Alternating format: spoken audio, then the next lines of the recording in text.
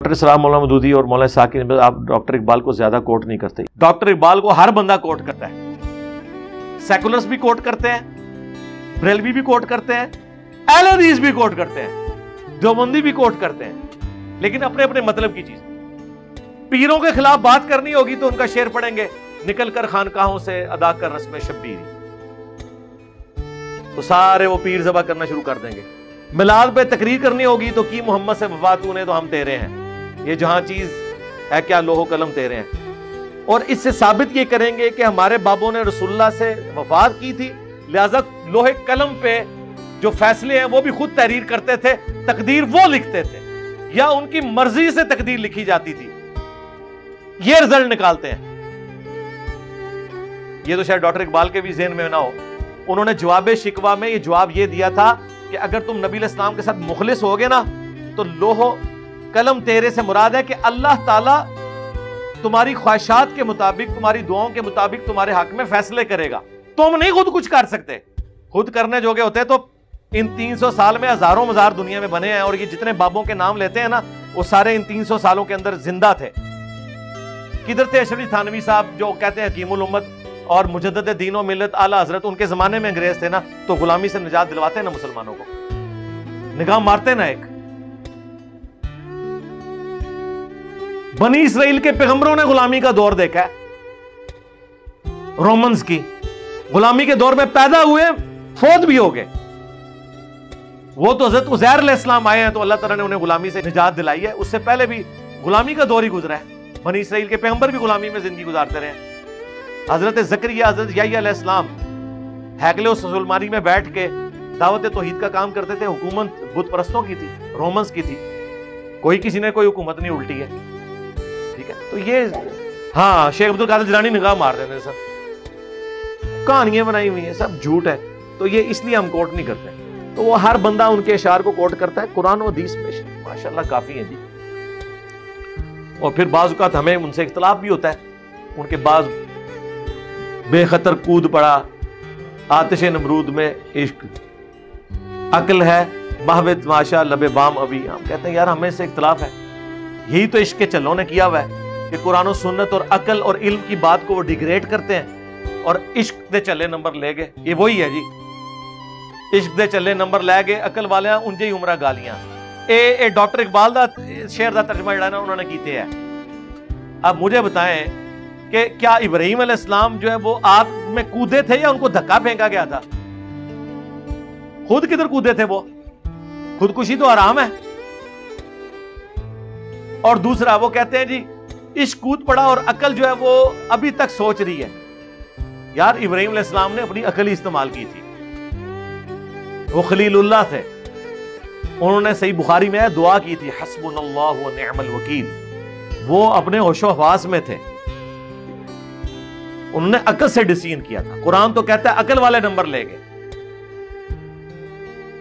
سورہ زمر میں اللہ تعالیٰ کیا فرماتا ہے کہ علم والے اور بغیر علم والے برابر نہیں ہو سکتے. قل هل يستوي الذين يعلمون والذين لا يعلمون. اے نبی بھلا بتاؤ علم والے اور نا علم والے برابر ہو سکتے ہیں؟ انما يتذكر اولو الالباب. نصیحت تو حاصل نہیں کرتے مگر عقل والے.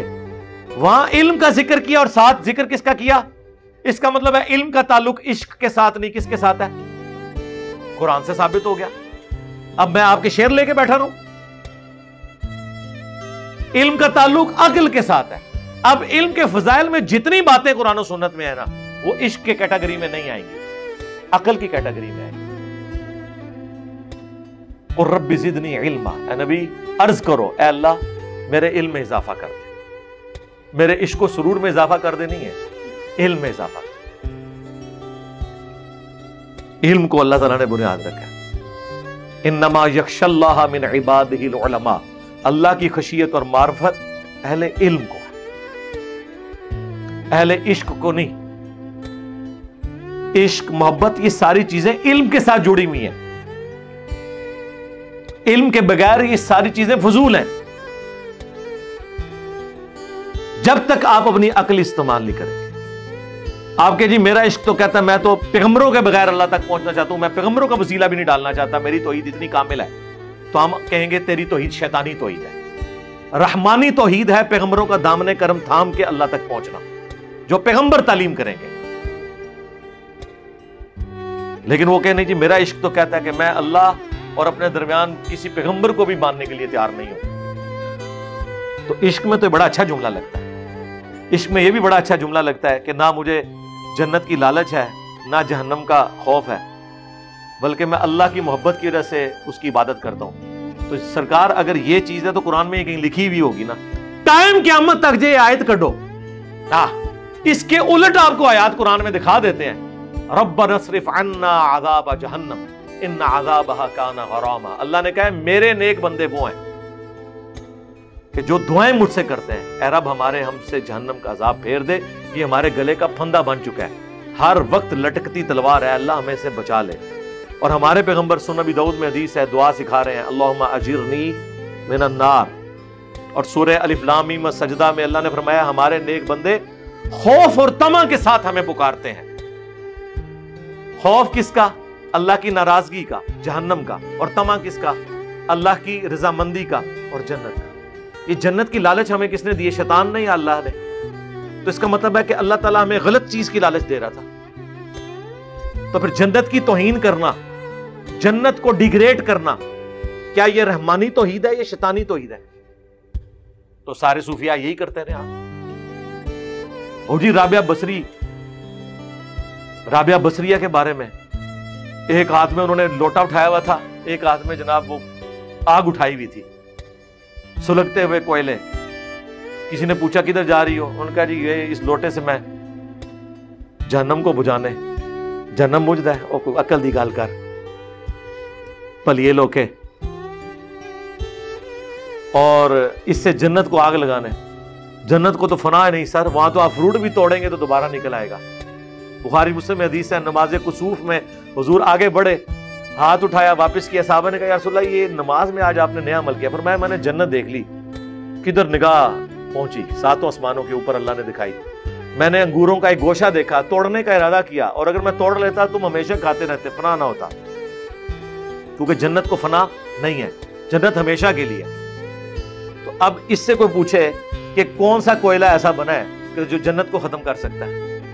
زمین و آسمان کی ساری مخلوقات، سارے فرشتے، سارے پیغمبر مل کے بھی، یہ بفرض محال میں کہہ رہا ہوں، جنت کو تباہ نہیں کر سکتے. زمین و آسمان کے سارے پیغمبر، فرشتے، جنات مل کے بھی جہنم کو بجھا نہیں سکتے. کو بات کریں. تو اس پہ میں نے بولا تھا کہ ہم رابعہ کا عقیدہ نہیں رکھتے، ربیہ کا عقیدہ رکھتے ہیں. جو مسلم شریف میں حدیث ہے، ایک ربیہ نامی صحابی تھے، حضور کو وضو کروایا کرتے تھے. ایک دن سمندر رحمت جوش میں آیا، آپ نے فرمایا سل ربیہ، مانگ کیا مانگتا ہے؟ اور وہ تیاری کر کے بیٹھا تھا. ہائے ہائے. اس نے کہا یا رسول اللہ جنت میں آپ کا پڑوس. حضور نے کہا کچھ اور بھی مانگ لیں. انہوں نے کہا یا رسول اللہ یہی. اب اس سے بڑی بات تو ایک ہی ہے، کوئی اور مانگی جا سکتی ہے، لیکن وہ مانگنا حرام ہے کہ یا اللہ مجھے پیغمبر بنا دے.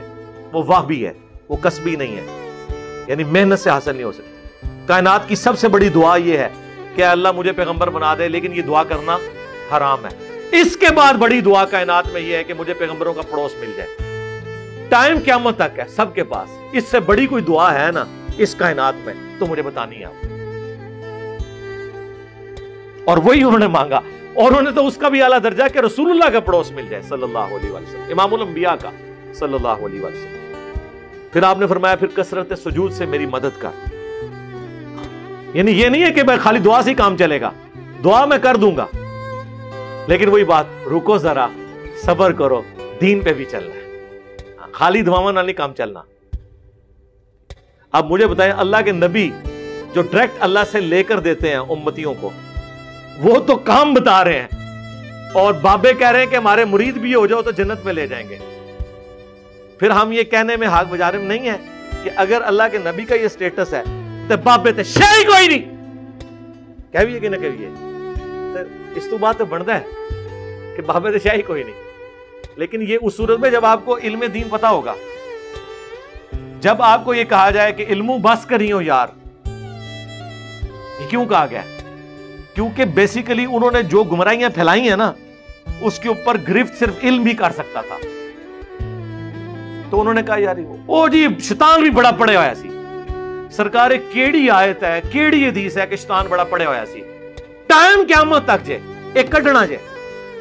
پیر نصیر الدین صاحب نے باقاعدہ ایک کتاب لکھی، کیا شیطان عالم تھا، اور انہوں نے کہا جاہل پیرو اپنی جہالت چھپانے کے لیے علم کو کرٹیسائز کرتے اور کہتے ہو کہ شیطان بہت بڑا عالم تھا. یہ کہاں سے تم نے بات نکالی ہے؟ یہ اس لیے انہوں نے کیا کہ پیروں سے کوئی نماز نہ سن لے، قرآن کا ترجمہ نہ سن لے.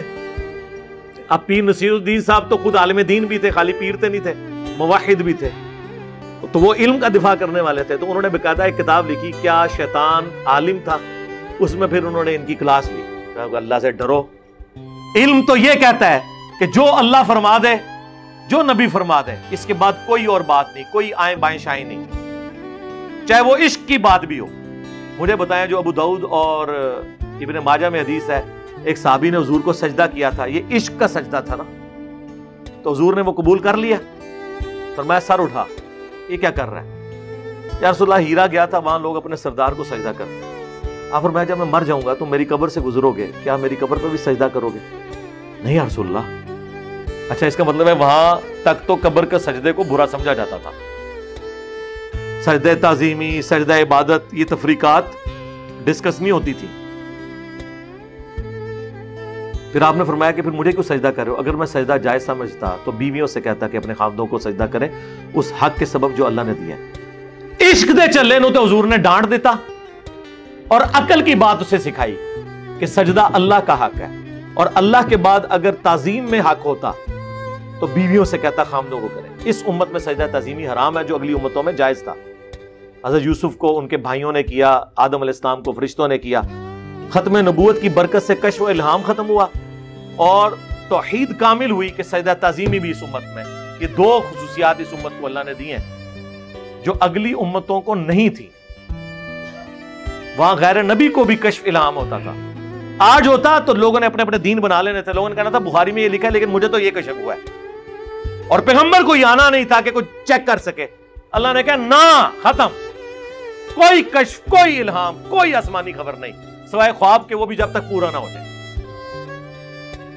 دین وہی جو کتابوں میں، ورنہ حجۃ الوداع پہ حضور کہتے ہیں دین وہ ہے جو قرآن و سنت میں اور جو بابوں کو خواب میں آئے گا، کشف میں آئے گا. ختم. اور توحید ایسی کامل ہوئی کہ سجدہ تعظیمی رسول اللہ کو بھی نہیں ہوگا تو باب شاہی کوئی نہیں. لیکن بابے آج تک جھکا رہے ہیں. آپ مجھے بتائیں، حرام ہے تو یہ جھکا رہے ہیں، اور اگر کوئی ہلکا سا جواز ہوتا تو انہوں نے 5 نمازیں بھی ختم کر کے انہوں نے کہنا تھا آپ ایک دفعہ ہماری نماز پڑھ لو، وہ 5 بھی معاف ہے. ہاں یہی کرتے ہیں نا، فنا فی شیخ 10 دیتے ہیں کہ فنا فی شیخ، پھر فنا فی رسول، پھر فنا فی اللہ، لیکن پوری زندگی فنا فی شیخ ہی ہوتا ہے. چندہ شیخ نو، گفٹ شیخ نو، اور شیخ کر دے مر جاندے ہیں. اور آخرت بن جاتی تو پھر بھی صبر آ جاتا، آخرت میں شیخ کے ساتھ ہی ہو گئے.